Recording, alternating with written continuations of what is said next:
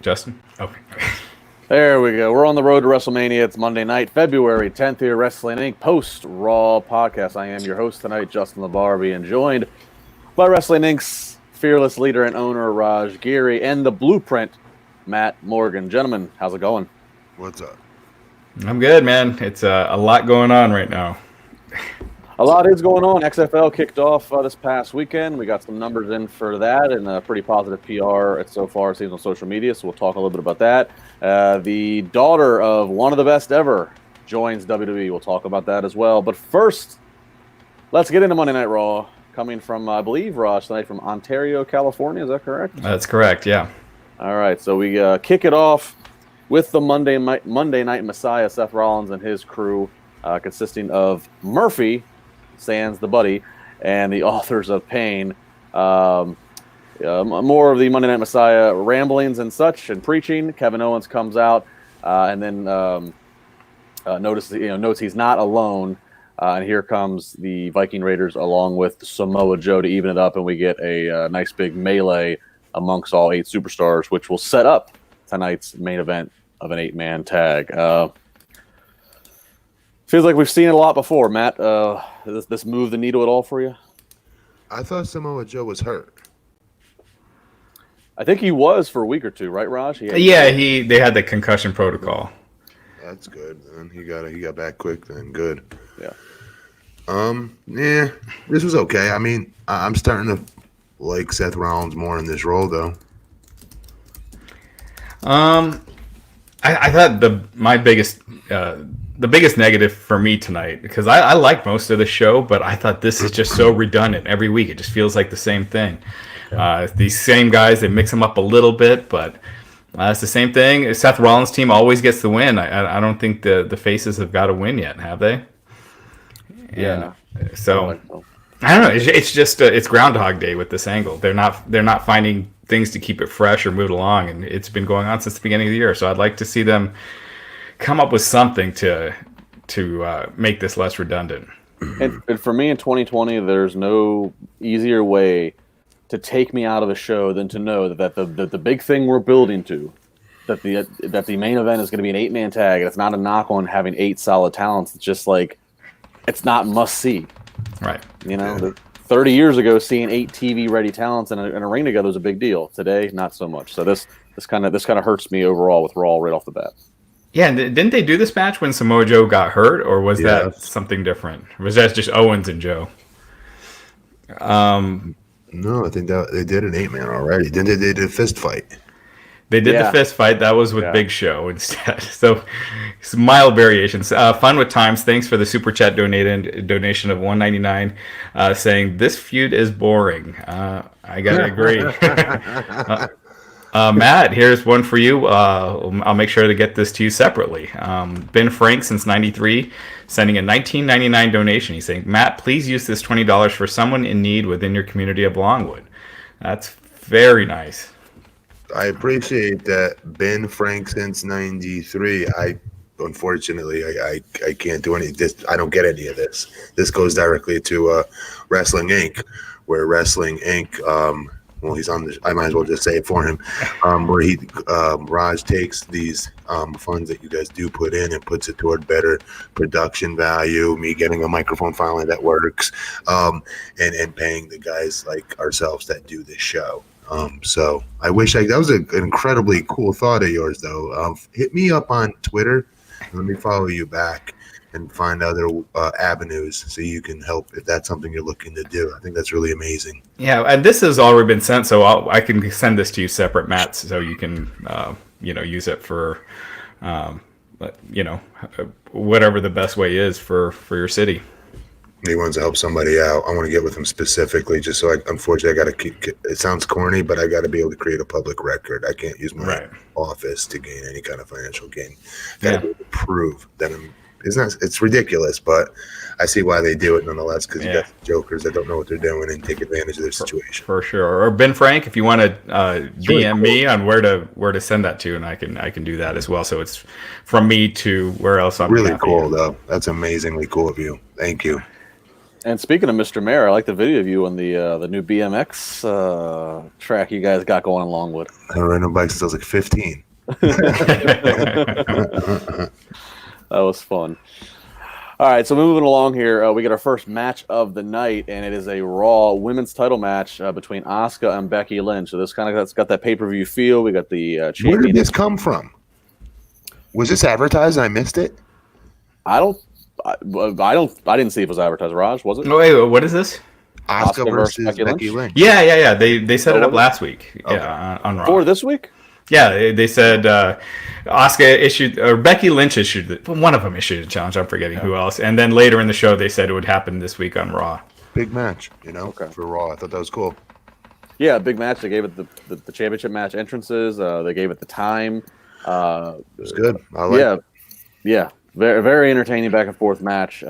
This is one, if you're listening to us for recommendations, go back and watch. Becky Lynch wins with the what? How'd she win? She won. It's kind of like a rock bottom. It was not a submission. It was a nice, fun sequence here of some back and forth pin attempts. Becky, I think she ducked like a kick, and then this and that. And she basically did like a variation of a rock bottom. But she gets a pin. But she gets a win via pinfall in the last. So she gets the win, and then as she's celebrating, Shayna Baszler, who had been in NXT, she comes from behind, attacks Becky, and then proceeds to take the mouth guard out that she normally wears, Shayna does, and bites into the back of Becky Lynch's neck to lift, and then Shayna, lifts her head back up, and it's just, dripping blood. And that's the visual here of Shayna Baszler's debut and start with Becky Lynch here on the Raw roster. I don't know what to make of that. I don't know what to make of that. I kind of laughed at first, but then part of the wrestler in me was like, I wonder where they did that. Like, they must have done this in Becky's hair somehow, where they had like a little shooter full of crap to be able to shoot all over her chin, to make it look like she has blood. I wasn't thinking about, wow, that dastardly heel bit into her neck. How could she do such a thing? Do you know what I mean? Because it was so over the top and so. She would be arrested. Wouldn't she be arrested? I don't know. Like, wouldn't something more bigger, like something big time happen to her, like ramification wise? Well, first off, I got to say, I thought this match was awesome. I thought this was one of Becky's best matches in a long time. I think this is the best match that Becky and Asuka have had together. And then Becky had been kind of losing the crowd lately, like once her match starts, and that did not happen here. The crowd was into it. This match got better as it went. Very importantly, they put it at the right time of the show this time. They did not screw them over by putting them at the popcorn match or putting them like second to last. And after Brock Lesnar just came in and lit the friggin' arena on fire, or something crazy like that. The placement of this match was good too, and I thought that was important as well. But Raj, stop ducking. Tell me about the blood. I was about to move to that. But the biting itself, I thought was a cool idea. Like, it's something vicious. It's different. We haven't really seen it in WWE. But when she immediately just got up and her face is covered in blood, it looked hokey as hell. So it's one of those mixed bag things. Jerry Lawler ruined it. Whoever said vampire, I was like, oh, you. Yeah, it just takes all the seriousness out of it, right? When you compare to Gangrel right off the bat. So I thought it was a mixed bag because it was a cool, memorable way. But then all that blood, it looked so fake. It looked too fake. And I think there was a way you could do it to make it more gritty and just make it more dirty, more violent. Here's the thing: when somebody bites somebody, I don't know if you guys ever been in a fight before, but like, if you ever been like my older brother, is the only time I could think of when I've had to bite someone when I was a kid in a fight, getting my butt handed to me. He was bigger than me. I couldn't get him off me. That's the only time I could think of where it makes sense to bite someone, just to outright. That's your first offensive move to someone who's laying prone, where you can pick them up, power bomb them, rock bottom them, do anything you want to them. You choose to put your mouth around their neck and bite it. Like, it doesn't feel believable. Like, a biting action is going to happen out of a reactionary sequence. When you, like I just said, I can't get my brother, who was like 100 pounds bigger than me at the time, off of me. There's no getting him off me. He was pummeling me with punches too. He had broken my nose at this point, and all bets were off. The only way to get him off was I bit him in the stomach to get him off me. It's reactionary when you bite someone. Like Mike Tyson was getting worked. His mouth was right over there. So what did he do? Took a bite. Yeah. it's, I don't know. I don't necessarily think that's a lead offensive maneuver to go with. It's already thrown. Yeah, no, Matt, I think you bring up a great point. It is. I think it might have been more effective if Becky comes in, Shayna comes in, her and Becky start swinging each other. Maybe Shayna starts, Becky's starting to get the better of Shayna, and Shayna just grabs her and bites her. I do think that from a logic standpoint, it is weird. There was way too much blood for what the action was, for how short it was. But that all said, I do want to give them credit for trying to be creative. Trying to do something different. No, you're right on that. Shayna, her face, she looks different anyways. So when having her face with blood dripping, albeit too much blood, and so whatever. But I like that they try to do something memorable. And what I also like, and this was new, Raj, for Raw. They do it for SmackDown, and they've done it for NXT. But doing the picture-in-picture during commercial break for Raw, that has not been a regular thing. And they went to break. They stayed with Becky, getting all the treatment and fighting with the EMTs, followed her all the way to the backstage. And that's not, again, just stuff we don't normally see on Monday. And I felt that helped a little bit. The back end of Becky selling it at least was they followed through. That it wasn't like they just cut away to commercial and all of a sudden they went to a funny backstage segment for WWE Shop, Yeah, and Phil, real quick, thanks for the donation, for the $5 donation. He wrote that Becky stole an ambulance. I got arrested when I was 12 for stealing a bicycle. Love you guys. Never miss a show. I think the one thing with Becky stealing an ambulance is that it takes me back to Austin, when he would do that, and it was so much cooler back then. But I can't blame that on Becky. It's just the watered down version of WWE we had today. To your point, Justin, that the doing the angle during the commercial, that reminded me of AEW. They were the ones, they had been doing that. Whereas WWE, they usually only do it during a match. They don't do it during a segment. So I liked it. I liked it too. Yeah.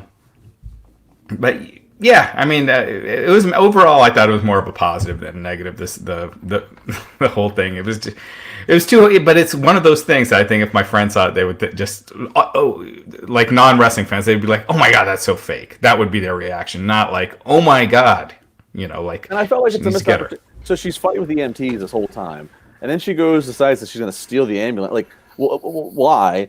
Or I thought there's another chance there to have Shane out there at the ambulance and you can keep it going again. I don't know. I just felt like it was why if she's fighting medical treatment, why is she then going to take herself to it was literally because it was a checklist they produced of how do we make Becky look like a bigger badass. Doesn't have to make sense. Let's just have her beat up everybody. Let's have her say no to any kind of help possible because that makes her tougher and cooler. And you know what? Let's not let them drive her. She's going to drive herself because that's even tougher. It's like a stupid checklist of how we're going to make Becky look tougher and cooler. Grand Theft Auto. They went through every one of them. Shayna should have been arrested for biting. Becky should have been arrested. She should be. Yay. Yeah. You can't. It's wrestling. All right. Well, it is wrestling. We continue on with Mojo Rawley and Riddick Moss in the ring. They get received by the Street Profits. Street Profits very over. Big reaction for them tonight. In their entrance, and they got on the mic and just did some verbal squashing of Mojo and Riddick on the mic. Street Profits get the win. Not a real surprise here. I mean, Raj, why even give Mojo Rawley and Riddick Moss TV time if you're just gonna roll it out and have them just lose like this? Yeah, Riddick right off the bat, you have him in a segment where they're squashed by Drew last week, and then this week he's the one beaten in a minute by the Street Profits. Yeah. It leads to him winning the 24/7 title, which might be even worse. Just caps it off an already bad start to an even worse start. But I just don't get why you bring someone up if you're automatically putting them in that enhancement talent role, especially with someone like Riddick Moss, who's a great athlete, who has a cool look. I just feel like there's more you could do with him to start than present him in this way, where you're automatically putting him with your the C level pushed talent. Yep. Now, what do you think of the Street Profits? They're good. They're over. I just feel, in a day and age where body guys are a dying breed, I wouldn't be, again, EC3, this guy from tonight, Riddick Moss, and others that they do have, they need to do more with because it's a complete reversal of the landscape of pro wrestling now. Everybody's these tiny little flip-flop and fly guys that are 180 pounds wrestling in the main event in heavyweight division now. And that's cool. But they've done it. They have so much of that now that when I do see a body guy, it sticks out now even more to me.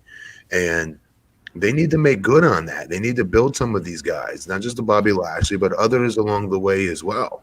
And having him come out and just, do the job, in the meaningless tag match like that is stupid, But he won the 24/7 title. Okay, at least that's something. Yeah, great. But well, it's a bad sign for that title. At least as ridiculous as it was, and think about this: the 24/7 title's been around since the summertime. We're coming up on a year, and it's going to get here faster than we could think.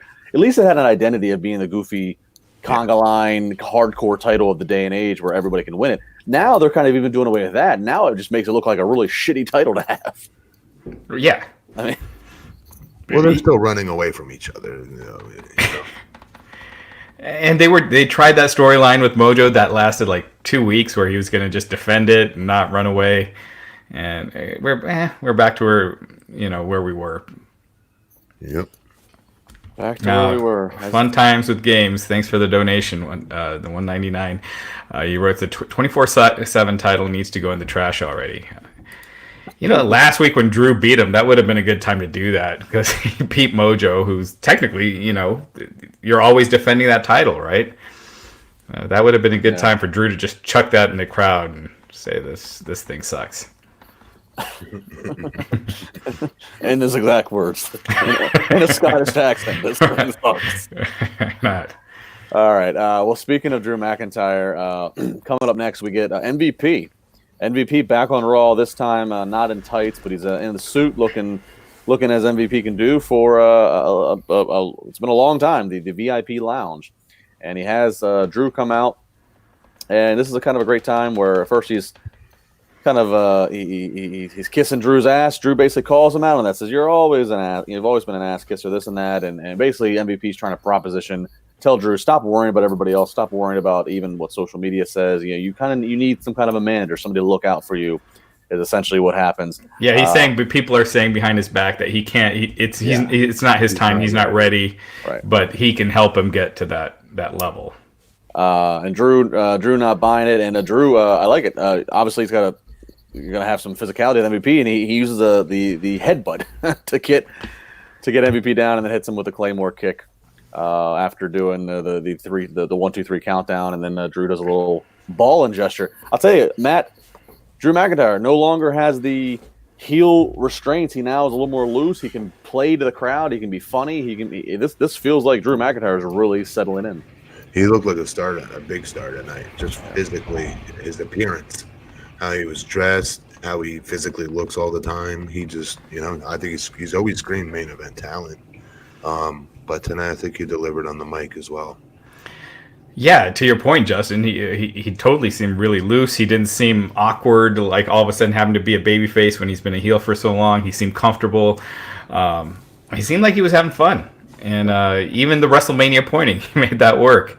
At the end of that segment, it was MVP first got in Drew's face, saying, you need me, and, getting in his face, which, prompted Drew to react. So it wasn't like a heelish move to an old friend either. So I thought Drew looked awesome here. He's really, he wasn't doing sexy Drew stuff, so that was good. And he seemed awesome. We're still 7 weeks out, and we'll do a lot of Mania pontificating in the 7 weeks. But if Drew gets all the way to Mania, has a competitive match against Brock, but does not beat Brock, are they still doing okay by Drew, or is this he needs to win, or it's all or nothing type of thing?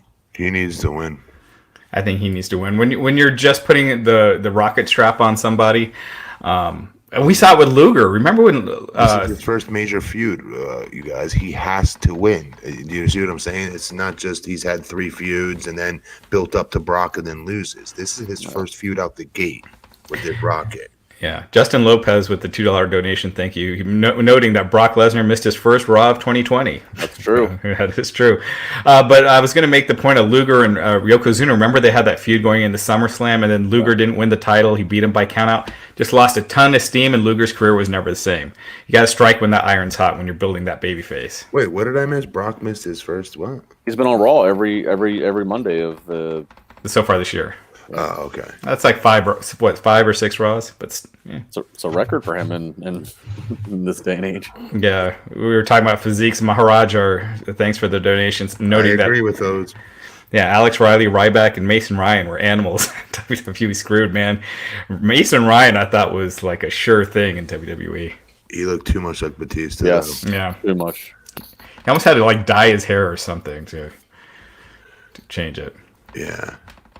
Alex Riley looked good, split off from the Miz, but as he's always alluded to, there was just politics that seemed to better him.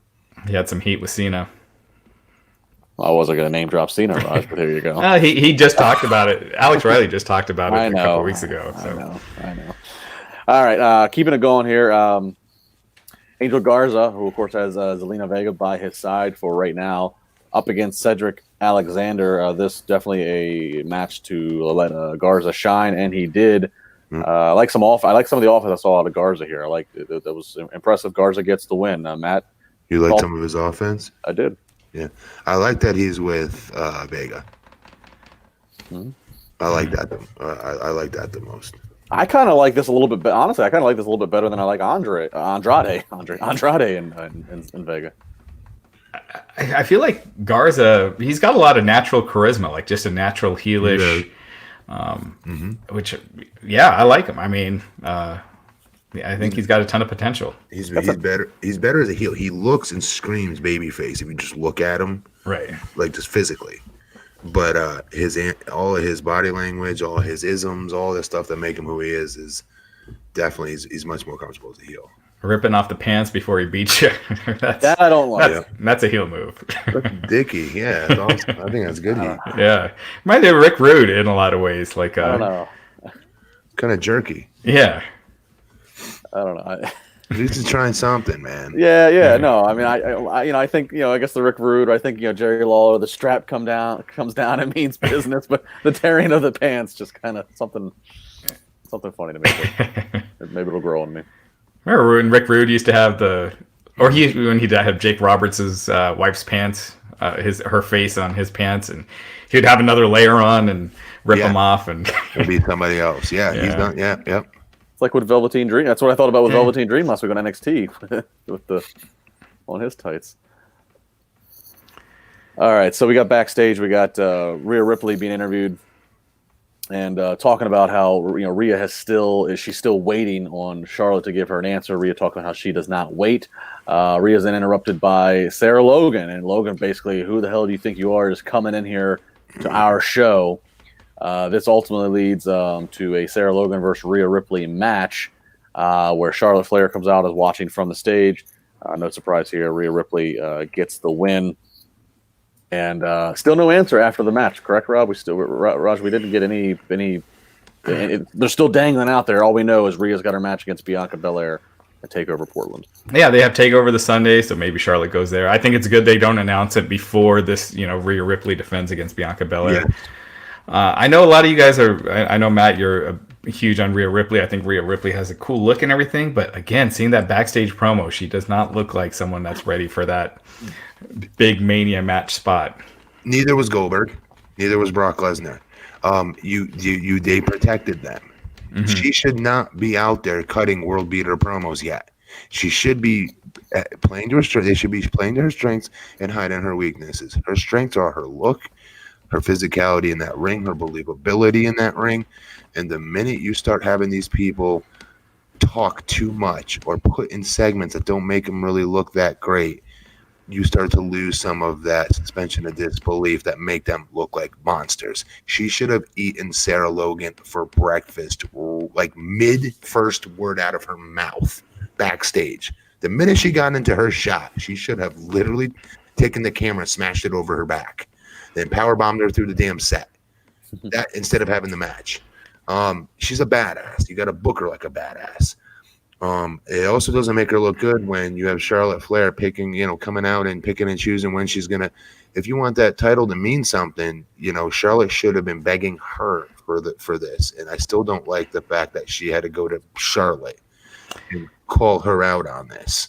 I think it makes it look less important than the other two titles when they had a golden opportunity to take the top women's wrestler in their company and say, you know what, F Becky, F what's her name on SmackDown, Bailey.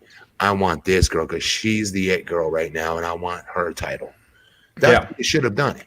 Absolutely, it makes it seem like Rhea Ripley's desperate to face a big name. You know, like she needs a big name because she doesn't have one. I agree with you 100%, Matt. Yeah, it's almost like Triple H and NXT try to rectify the situation because to what you guys just said, they went backwards having Rhea chasing down Charlotte, and then when Charlotte appears on NXT last Wednesday, they have Charlotte put Bianca over. Charlotte gave him a nice rub, but it's like it shouldn't be this way. Yeah, it should be Charlotte recognizing that she's beat these other girls. She wants this new hot talent. In fact, I want to see some self-doubt in Charlotte. Do you really want to get Rhea over? Let's see some self-doubt in Charlotte along the path there. That's what I really would have liked to have seen with this entire angle.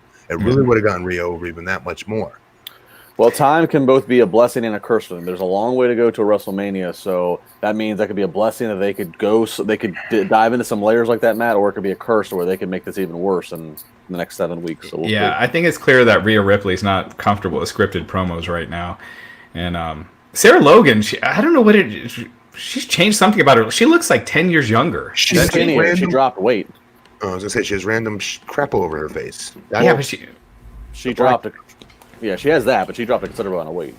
Yeah, she looks so much younger now. It kind of really stood out to me. But her and Cedric Alexander in the previous segment with Angel Garza, it's clear they're being used as enhancement talent right now. Yeah. All right, so as we move along on the show, it's actually kind of a chance to insert one of the news items as they're promoting what's going on, what's still to come in the show. They also cut away for a promo for one of the news items we have tonight, which is they announced WrestleMania 37 next year. WrestleMania 37 is going Hollywood as they're going back to Los Angeles, California. Raj, you're going to go to LA next year? I mean, I have to. I go to probably not going to be there for Mania itself, like every year, stay until the big event. Even though I do want to go to that stadium. Is it SoFi? SoFi Stadium is the name of it. Mm-hmm. So it theoretically should hold over 100,000 fans. So this could be, on par with at least, with the WWE attendance, what they claim their attendance to be. At Dallas, yeah, than WrestleMania 32. So should be awesome. It's been kind of known for a while that this was happening. The LA Times reported it last year. Yeah. But yeah. Why don't I care where they have WrestleMania? Like, I'm serious. Every year when they say that it feels like they're in Florida like every other year. But they are. Even when I was with the company, I was there at WrestleMania 20 Madison Square Garden. They did this big production about the following year. I want to say it might have been Hollywood, actually, or Chicago. I forget where. But it made a big production. I was like, I don't give a shit. Like, who cares where it is? Well, when I do care is when it's New Orleans, because I think that is the coolest WrestleMania city. I don't know if you've been there for... I've never been any, no. Yeah, but on Bourbon Street, because you have that one street, you have, it's just going crazy. Tons of wrestling fans. It's like a 3-day party, 4-day party, whatever. That's the one where, I think it is really awesome. Yeah. But I agree. All the rest... You still got to drive to the stadium. It's not like there's central areas I can think of. Most people watch it from home like I do? I think WrestleMania nowadays, that weekend, between the number of wrestling fans, it's easily probably about 100, 120,000. It's become, I mean, this will be my 12th Mania, and it's become, I've seen some of the same fans every year, and I've seen fans, Australia, international fans, they take 2 weeks off of work. I know that, yeah. It's so cool that they turn this into their part of their family vacation or whatever the case may be. I think, and I agree. Out of all the cities, New Orleans is the best one just because of the way it's set up. But I think it becomes a big deal because the fact that this is the one time you have cities chasing WWE down, bidding on it like they do the Super Bowl. Mm-hmm. I just got interviewed by the Tampa Bay Business Journal or what have you, talking about, as we're talking about the business of like, what the economic value that WWE brings to these cities. So I think that it's the hell they interview you for? You don't even live here. It didn't matter if I lived there. They wanted knowledge, Matt. My knowledge spreads across the world, no matter where I'm at. All right, I'm putting myself over. All right, keeping going. Ricochet versus Bobby Lashley with Lana. Now, Matt, you have Ricochet getting ready to go up against Brock Lesnar in Saudi Arabia. So you can't have... Waller completely buried him, by the way. Okay. Yeah, so let me set the scene here. So you have Ricochet versus Bobby Lashley with Lana. Ricochet can't lose, and you need to put him over as best you can because he's going to challenge Brock. But then you have Bobby Lashley with Lana, and like Bobby's been on the upper, he's been beating Rusev and this and that, and like so I was figuring, okay, Rusev's got to come out and cost Lashley the match, or Lana turns on Lashley or something. But we have King, Barry, and Ricochet on commentary. But Ricochet beats Lashley clean. What the F were they doing here? I mean, do you guys think for a second that there may be a three-way possible? I thought like Rusev would cause interference, therefore maybe a double DQ there somehow, and therefore it's Bobby and Ricochet versus Brock Lesnar, three-way. I think that wouldn't have been smart, though. I think they need to save Bobby versus Brock. Yeah, that's what I think. But I don't think they should have been beating Bobby here either. Bobby is just coming. Their biggest angle that they've had has been this Lana Lashley stuff, and to be taking him out of that, he dominated Rusev, and then just be losing right off the bat. I think it's just a bad move. He's a top heel now. Keep him like a top heel. Have Ricochet beat somebody else. There's plenty of guys you can beat, And Lawler, his commentary didn't bother me that much because that's how Ricochet's been portrayed lately. So he's kind of giving the audience that vibe, like, oh, this guy doesn't have a chance. And then he wins, and to make the audience believe, like, oh, well, maybe Ricochet can beat Lesnar, although no one expects him to. Bobby Lashley's WWE career, think about this. His managers escorting him to the ring consist of Lana, Leo Rush, and Donald Trump. What a collection! What a collection for Bobby Lashley. What a book he's gonna have. I would have liked any of those three managers. I think that's awesome. I'm not putting any of them down. I'm not putting any of them down. I'm just saying, it's like Bobby Lashley, Leo Rush, Donald Trump, Lana walk into a bar and then fix the punchlines after. That would be pretty interesting. Technically, Trump wasn't his manager. Lashley was representing Trump. My favorite Trump. My boy, Bobby Lashley. Come out here, Bobby. Come out here, Bobby. Come out here, Bobby. I was there for that mania. That was entertaining. That was fun. That still is one of the biggest, I think, the biggest business mania other than the ones with Rock and Cena. Z-Riv donated $5 super chat. Thanks, Z-Riv. He says, how much better would this Brock feud be if Aleister Black would be getting the push instead? Here's the thing: it's not a push. It's building to a throwaway match that's going to be forgotten, right? So they're just it's Ricochet is going to be destroyed. It's going to be like Finn at the Royal Rumble when he faced Lesnar last year. You don't think that he gets made in the process? I have a feeling he's going to make him a little.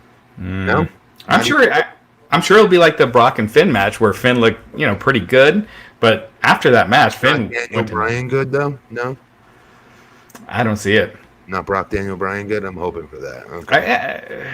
Ricochet's just not, in terms of importance.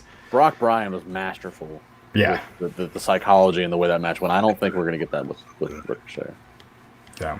That match was so good. It was. No, to whoever made that comment, I don't want Black. Again, it's kind of like with what I asked earlier about Drew. I don't want Black near Brock unless he's beating Brock. So yeah. Mm-hmm. Aleister Black at this point should not be a throwaway victory for Brock. And we will get to some Aleister Black here soon. So here we get which for my money is probably again the segment of the night, and it's really just stealing Raw every week, and it's Randy Orton. Randy Orton, for folks just following along with us, obviously he had the vicious attack on Edge. Last week he did not give any explanation. He just worked the crowd, got the reaction, just left. Comes out again tonight. Fans again booing him heavily, and just as Orton starts to speak, he basically says, it hurt him more than it hurt Edge, talking about his actions to Edge, and that's all he could get out because he's interrupted by, surprise, Matt Hardy. Matt Hardy comes out, big pop for him naturally, and Matt Hardy just cuts a masterful promo, babyface promo, pulling from real life, so it's not a lot of manufactured. Basically, Matt Hardy talking, alluding to the history he's had with Edge, both professionally and personally, noting that at one point in time, nobody disliked Edge more than he. Talks about how they became they were friends, became friends again. Really just puts color to Edge's comeback from this injury after 9 years, puts some sympathy to it. It eventually leads to Orton trying to RKO Matt. Matt stops it. They brawl for a minute, but then eventually Orton hits the RKO out of nowhere and then grabs two chairs and concertos Matt Hardy right on the head. Great stuff. Why couldn't they use Christian for this is what I kept wondering, honestly. Matt was awesome in this, for the record. I loved it. It sucked me in. It definitely did. Randy looked like a bastard again, got even more heat again. Fans love Matt Hardy. That said, though, Christian is Edge's brother. Well, Matt, they're writing him off, right? Yeah. Like his contract is up in 2 weeks. He's leaving. I think this is the last we see of Matt in WWE. I think part of already gone and they brought him back. I didn't know. I thought he was gone. Yeah, I think his contract's up in about 20 days. I think part of it's a way to write him off. But I also think, Matt, to your point, and I've seen some people on social suggest that, I don't think it's out of the question that we don't see another segment like that with Christian, or maybe, dare I even say, a Saudi Arabia match with Christian and Randy Orton as a one-off. If he can get cleared, because Christian had to retire due to concussion issues. So, but we've seen, Edge had to retire because of his neck issues. Concussion issues are different, but Daniel Bryan was able to come back. But yeah, Matt's contract is up. The only thing with this angle that I would have changed is really minor, but Orton was starting to explain himself when Matt Hardy came out and was like, explain yourself. Maybe instead have Orton say he's not going to explain himself, and that's why Matt comes out. But outside of that, I thought everyone's great. Matt's showing he's got tons of mileage in the tank. He looks great. Just you look at him, he doesn't look old or anything, and he's clearly got a ton to contribute. So, yeah, I think he's been wasted. He was wasted in WWE this time around. So, time will tell what Matt Hardy's future holds, but that seems to be a pretty clear indication, folks, of the chapter that is coming to a close. Mm-hmm. All right, we get a backstage real quick. Ruby Riott talking to Sarah Schreiber, asking about how Ruby attacked Liv last week and how they used to be former partners, and Ruby basically saying that Liv, she's always a follower, and Ruby always had to babysit, so not going to put up with that. None of that. All right, Aleister Black versus Akira Tozawa. More of the same from Aleister Black, and I have no complaints about this. We get the awesome Aleister Black entrance, and then he just pretty much dominates Akira Tozawa, once again hitting that black mass with perfection. Shout out to the referee for selling it like he just saw a man get murdered. Aleister Black, Matt, in a perfect world, who would you want to see Aleister Black? They have to build, obviously, to a big Mania match for him. They have to, right? Anybody out there that you want to see? I still think he needs to be built. I would argue he's just doing job enhancement matches. I want to see him versus that.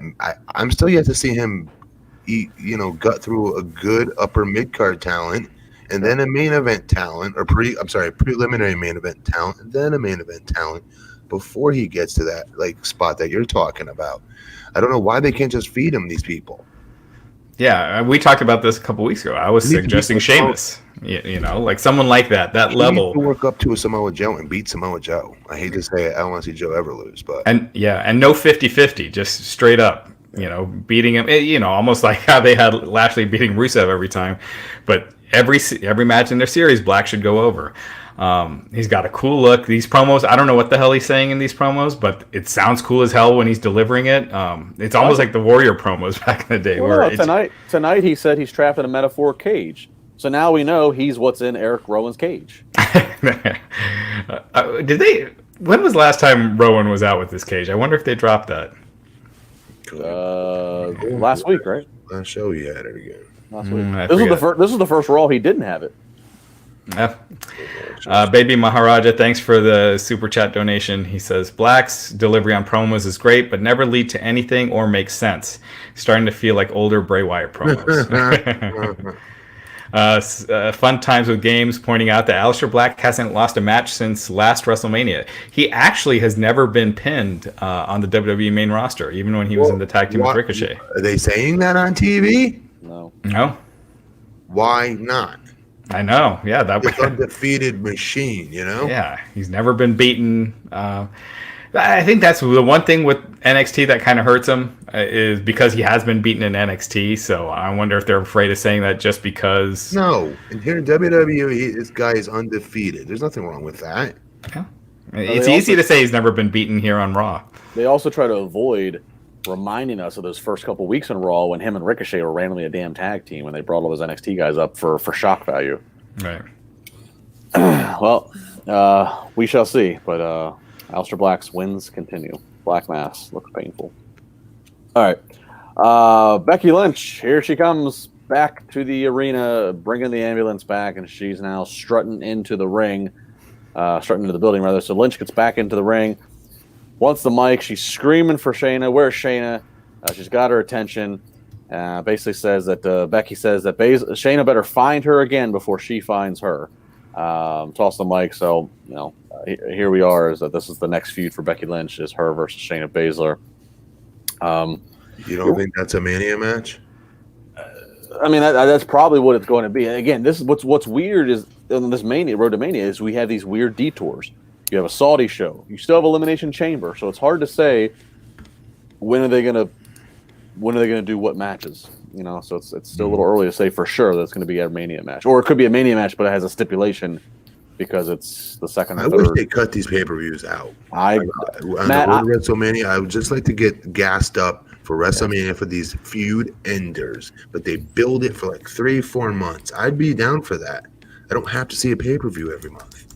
I agree, and I hate having these Saudi shows that have the same production value and look that Mania does. I hate having it a month before Mania. It just feels just better pyro, even, I would argue. Yes, even better pyro. Yeah, I hate it. This is not a fan.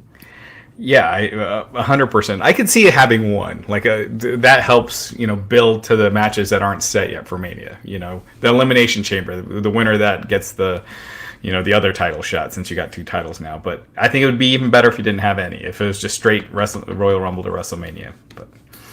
But yeah, instead you got 2, when one is a WrestleMania-like event. It takes the steam off, but that's that Saudi money. They have no real say. The Saudi government tells them when they want to do it, and then WWE, makes it happen. By the way, speaking of Saudi money, so they announced it. I don't know if I have it on my notes here. They announced one of the matches for this next Super Showdown for some damn trophy that Raj and I were discussing before this, and it's got Andrade who's back in it. It's got Rusev in it. It's got Lashley in it. Some gauntlet match for a trophy. That's supposed to be. It's always for a trophy. We just start watch. I don't even watch that show, and I know everything's for a trophy. Another trophy. Two-week trophy. Didn't the tag team get world's greatest tag team trophies? Yeah, and no title shot or anything, just a trophy. Stupid. This is stupid because you have Andrade who's coming back. That's his first match after suspension, and he's the U.S. champion. Just make it a U.S. title match instead of some make-believe trophy that no one even cares about. It is what it is. But this might sound stupid. Maybe Saudi Arabia does not want the United States championship. They want this trophy that is named after their region that the event's in. Could be. It's a possibility. Okay. All right. We get to the main event that everybody's clamoring for. 8-man tag. Samoa Joe, Kevin Owens, Viking Raiders versus Seth Rollins, Murphy, and the Authors of Pain. Multiple segment match. Again, you got 8 talents here. They're not going to go wrong. Fun little sequence of at the end here. Joe has the clutch submission on Murphy, but while the refs distract him, Murphy's tapping, but Seth sneaks in, hits the curb stomp on Joe. Murphy just falls on Joe. 1, 2, 3, and we're out. So once again, as Raj noted earlier, Rollins, Murphy, Akam, and Razor, they win again. But what does it all mean?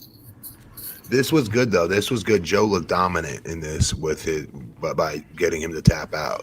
He was protected in that loss. They've been losing every week, though. But he had his finisher move. That's just like me. If I carbon footprint the guy's head into the 5th row, right? Guys walk around with no damn head on his shoulders no more, right? And somebody slides in the ring behind me and whacks me over the head with a chair. I pass out, and the dude who's still looking for his head trips, falls, lands on top of me. 1, 2, 3. I'm protected. He did not beat me. Sure, but why not have Joe win? Oh, yeah. But they're obviously they're trying to pour gasoline on this crew. They're obviously trying to get them incredibly amount of heat. Yeah, I just feel like you just turned Joe up a little over a month ago. They can't lose yet, though, either. I don't know why they have to. They think that they have to run these guys in teams of 4, either. I don't understand that. Factions don't have to always wrestle together at the same damn time. Yeah, but when we've talked about this before. When someone turns heel or babyface, it gives them a fresh coat of paint. I feel like you should be giving Joe some wins and some momentum. Here he is beaten in one of his first matches since turning babyface. Like, granted, I know what you're saying. They protected him, but he still took the pin. Joe's win-loss record on the quote-unquote main roster has to be terrible. And then again, the Viking Raiders in this feud, you got the Street Profits who are over. Be a good way to elevate them. Whereas the Viking Raiders, having the Viking Raiders in this feud, I just feel like the fans don't care. I agree with that. And this match was good, but the Viking Raiders just aren't over with this crowd. Well, they're not over with anybody.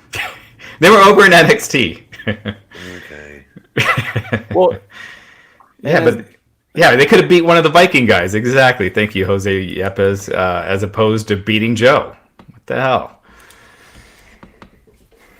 As dominant as they booked the Viking Raiders though for weeks though, and they had them doing their thing, and they have AOP looking like monsters back with Seth. If they would have let the Viking Raiders out of this and put in a different tag team, you could have actually built to a collision course of the Viking Raiders versus AOP for a Mania match. You could actually had a money match if you would have left them on opposite ends of the spectrum, never to touch each other until to the big show. But they've totally killed that now. Yeah, and Viking Raiders have been beat a lot just in the last few weeks, so it's killed their steam. I don't know. I'd like to see some twists, maybe keep these teams apart for a week or two, just have them do something else, just so. I just feel like we've seen every variation of this feud already, and it's going nowhere. And of course, we've done some predicting and outside booking of WrestleMania. Remind everybody, if you're going to be in Tampa WrestleMania weekend on Friday, April 3rd, 3 to 5 p.m. at Rick's on the River. Rick's on the River. We are going to have our Wrestling Inc. WrestleMania party. Myself, Matt, Raj, Nick Hausman, Glenn, we're all going to be there from 3 to 5. Free to get in. There's no cover charge at all. It does have a restaurant portion, so you can be under 21 and be there. Great food, great drinks. We'll have some drink specials and food specials. Come hang out with us. We'll do some Q&A, talk WrestleMania, talk all the things going on in pro wrestling. Again, it's 3 to 5 on Friday, April 3rd. Rick's on the River, and we do encourage you, please go to the event page that is on Facebook. The Wrestling Inc. Page has an event for this, and we ask you to try to let us know if you're interested or if you're going to come. Because we're gauging a lot of great feedback. So we hope to see you there. Rick's on the River, 3 to 5, just about a mile away from the arena. So if you're going to SmackDown that night, we need to advertise it on this. Is what we need to do. That ad needs to pop up in front of our fat faces right now, so people can see it and screen capture it while they're still listening to us do the show. We have that, right? Well, not right now. We don't. Not right now. We have it somewhere. Yeah. But already we've got like over close to 150 people either interested or saying that they're going. So very good chance it's going to be, and it's only early February, so very, very good chance it's going to be completely full. So definitely register on there so you're guaranteed your spot. Yeah. Indeed. Yep. All right. So that was Monday Night Raw. Matt, grade it for me. B minus. B minus. Raj. I'll go with a B minus too. A lot of good stuff. The ending, I did not care about that main event. I'm going to say C plus because I despise 8-man tags. Okay. Yeah. Let's go into two more news items. We already mentioned WrestleMania's location next year in Hollywood. How about this? A big announcement by WWE confirming they're actually going to have an interview on Wednesday on one of their social media channels. Simone Johnson, daughter of Dwayne "The Rock" Johnson, officially signed with WWE and is at the Performance Center now. On a developmental contract. So obviously big congratulations to her. And I'll just say this, my initial reaction was very exciting, but I do not envy the pressure that this young lady is going to get from the outside world, aka the wrestling fans. Yeah. Same could be said for Charlotte Flair too, though, right? At first. Mm-hmm. Think about how few people seem to open. Though, let's just be clear across all boards, but yeah. Yeah, and when you think about the number of second, third generation stars that are given an opportunity, but the ones that actually make it, it's not that many. It's almost you got an easier foot in the door, but it's harder on you because you're compared to your dads, and that's exactly the problem we saw. Everybody wanted Ted DiBiase Jr. to be exactly like his dad, $1 Million Man. Now, granted, Ted had a good run in legacy with Orton and Cody. He did, but even Cody in the WWE world faced a similar thing.